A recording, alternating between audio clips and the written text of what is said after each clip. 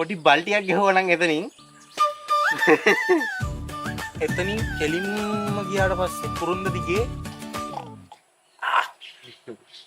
කුරුන්ද පඳුරු 17ක් තියෙනවා කෙලින්ම ගණන් කරන් යන්න 17. ඔව් 17න් වමට දකුණට හරවලා පොඩි දිය කඩਿੱත්තක් හම් වෙනවා එතනින් පැන්න ගමන් ඌවේ දුර බයික් එකේ යන්න බැරිද? පුළුවන් පොඩ උස්සන් යන්න තියෙන හරියක් තියෙන කුරුන්දේ ටික ඉතින් පොඩි ලයින් එකක් ගහ ගන්න එනවා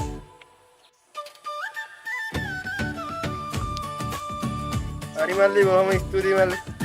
බලන්න මල්ලි එන.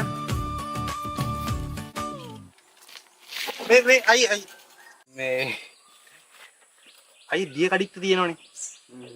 දිය කඩਿੱත්තෙන් පැනලා ඌව කියන්න කලින් රබර් කෑල්ලක් හම්බේ. පොඩි බල්ටියක් ගෙවුවා නම් එතනින් කණි යටින් ගෙවුතින් වඩාත් හරි. හොඳට ඌව කියා ගන්න පුළුවන් වෙයි. එහෙනම් අයි අපිට පොඩි වැඩක් තියෙනවා. අපි යන්නනේ. යමන්නේ. කරේවා.